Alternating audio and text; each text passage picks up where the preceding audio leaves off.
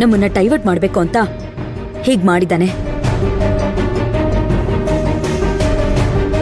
ನಾವುಗಳು ಮಗು ಹುಡ್ಕೋ ಬ್ಯುಸಿಯಲ್ಲಿದ್ರೆ ಅವನು ಈಸಿಯಾಗಿ ಎಸ್ಕೇಪ್ ಆಗ್ಬೋದು ಅಂತ ಹೀಗ್ ಮಾಡಿರ್ತಾನೆ.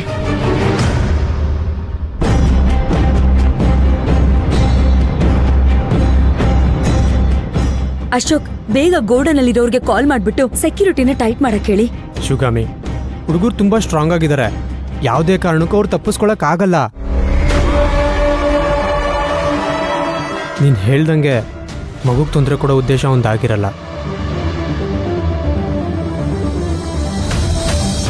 ನಮ್ಮನ್ನ ಡೈವರ್ಟ್ ಮಾಡೋದಷ್ಟೇ ಅವನ ಉದ್ದೇಶ ಆಗಿರಬೇಕು. ಶಿವಗಾಮಿ, ಯಾವುದಕ್ಕೂ ಪೊಲೀಸ್ ಕಂಪ್ಲೇಂಟ್ ಕೊಡು. ನಮ್ಮ ಕಡೆಯಿಂದನೂ ಹುಡ್ಕಾಟ ಶುರು ಮಾಡೋಣ.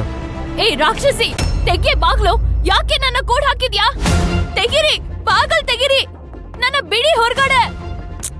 ಕಮಲಮ್ಮ, ಮೊದಲು ಬಾಗ್ಲು ತೆಗೆದು ಆ ಅಭಿರಾಮಿನ ಮನೆಯಿಂದ ಆಚೆ ಕಳಿಸಿ. ಅವಳಿಂದಾನೇ ಇಷ್ಟೆಲ್ಲ ಆಗ್ತಾ ಇರೋದು. ಅಶೋಕ್, ಸುಮ್ನಿರಿ.